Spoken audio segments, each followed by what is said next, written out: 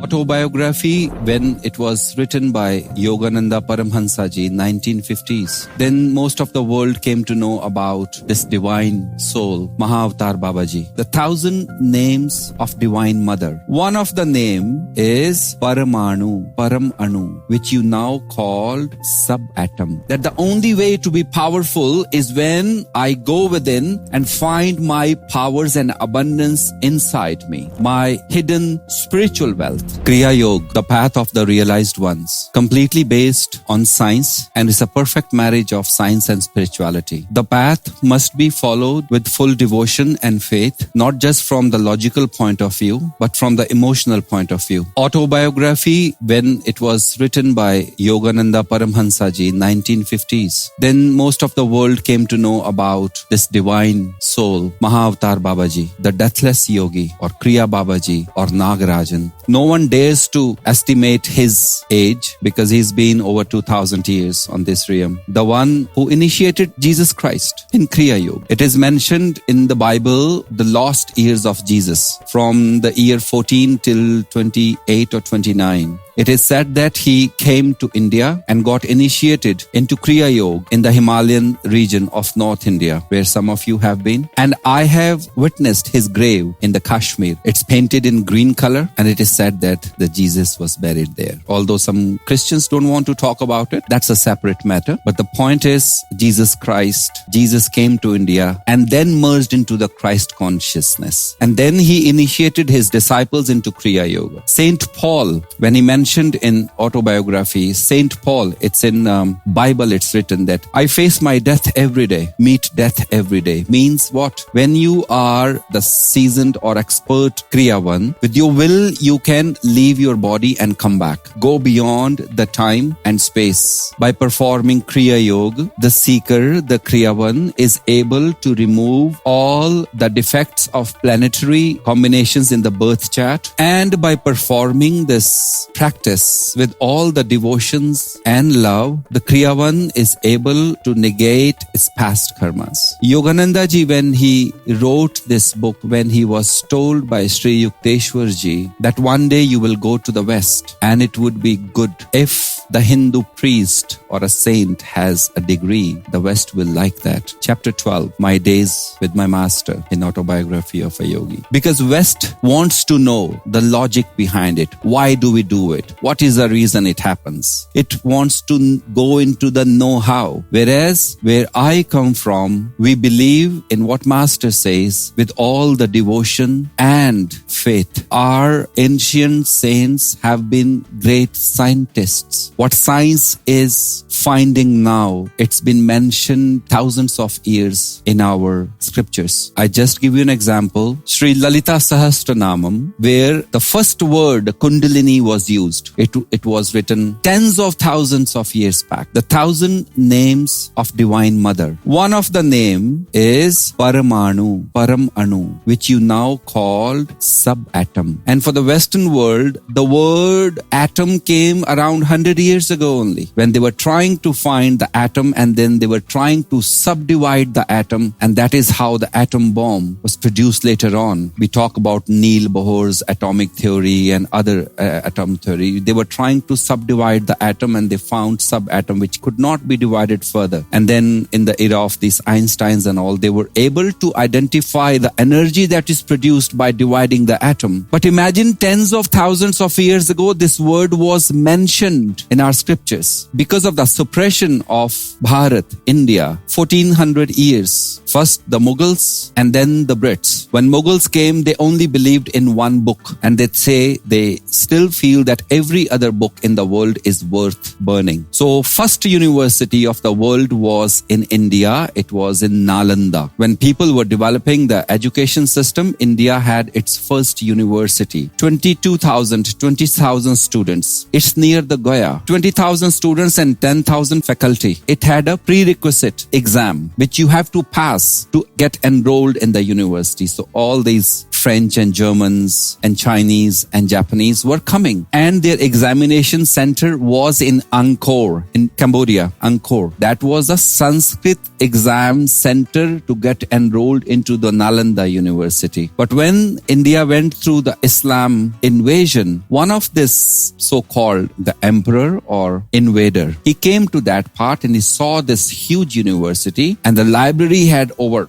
millions of books, 3-4 million books, and he burned them all. Books on astrology, astronomy, science, biologies, dissections, medicine, chemistry, life sciences, Ayurvedas. So it is said that for the next 6 months, the sky remained black with the smoke of burning books. The only country in the world that did not change through ancient times, even though so many invasions happened, it was because of this education system that was given by master to the student verbally. The strong education system called Gurukul. Gurukul, where Guru lives and the students come and they teach in the natural environment. So if my master has given me few things that were verbally chanted in my ear and I meditated and activated, no one can take that away. And I'm able to give to more people verbally. So this is how this Vidya, this knowledge carried on from centuries. So when Brits came in India in late 18th century, after 1765 or something, East India Company, and they could see that 100% of Indian population is educated and they have a very robust system, but they wanted to colonize that. So they sent an expert to find out in what way we can conquer this country, because in any other country, they will just go and kill them and rule them, or they will make them dependent on them. But India is so prosperous. All the food is there, spices is there, all the ores and everything was there. Indians were not dependent. When British came, India was contributing 28% to the world GDP. It was that prosperous. So this person called Macaulay, he came and he studied and he recommended, and you can Google it on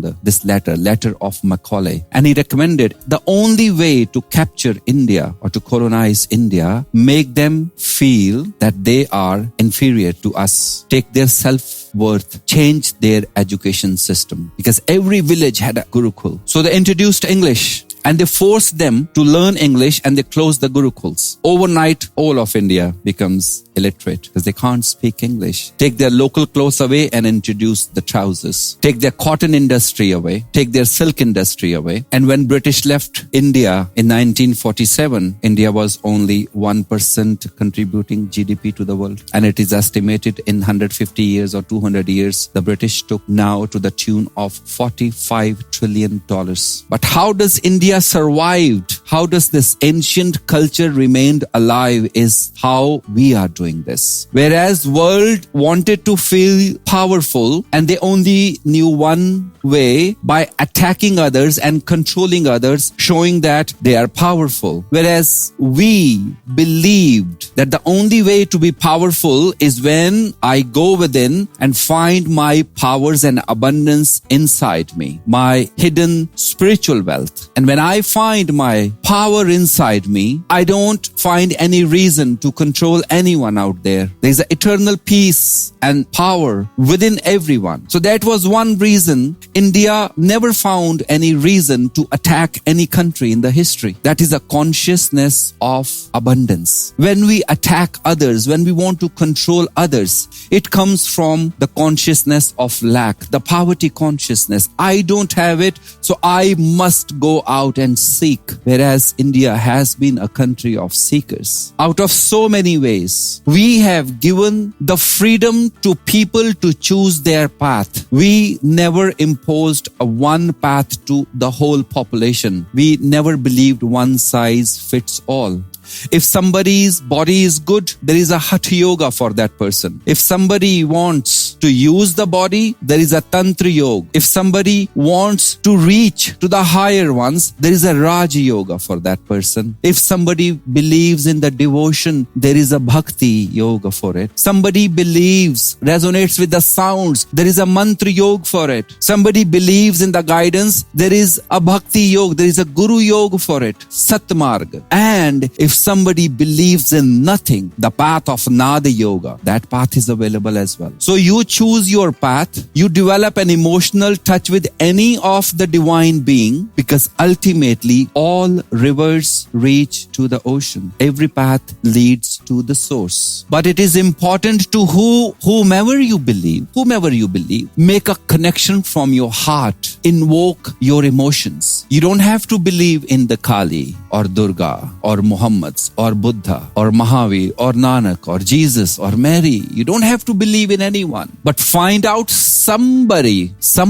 to whom you feel connected, because it is the same electricity, same life force that is flowing in everyone. The source remains same. Electricity remains same. You can resonate with a white light or a warm yellow light. Same electricity. The power gets converted into sound energy, heat energy, wind energy. The source remains same. The frequencies might change depending on where you feel connected. And if you don't resonate with anyone, just resonate with the light, the flame. Imagine that flame is burning in you. Feel that. Develop a personal connection with that flame, and you are there. The only prerequisite here is emotional connection. The practice can be given to you. You can be initiated on n number of paths, but they all remain mechanical if you don't induce life force in it. That life force comes from your emotions. Kriya Yoga is not that only. Babaji told Kriya Yoga to Lahiri Mahashay Ji, and Lahiri Ji initiated Sri Yukteswar Ji, and Sri Yukteswar Ji initiated Yogananda Paramhansa Ji. But this practice has been followed throughout the time with the sages and saints. I remember first time when I had the darshan of Babaji in 2012. I couldn't recognize him, but I was following my path of Sri Vidya Sadhana. Ever heard of Sri Vidya Sadhana? You haven't heard Sri Vidya Sadhana. The sadhana of the Supreme, the owner of the galaxies and universe, that mother, Sri Vidya. This is called Sri Yantram or Mahameru, this three-dimensional structure that you see. It is very mystical. It represents the universe. So I was doing this sadhana when Babaji came. I did not know who this person, I'm using the word person, because he came and he hugged me. I can still feel, I can still smell him, the warmth of his body. Blessed me and disappeared. Did not say a word. And then once again he appeared with my Babaji, Yogi Baba. So Yogi Baba came. Yogi Baba is my Guruji who lives in the eastern parts of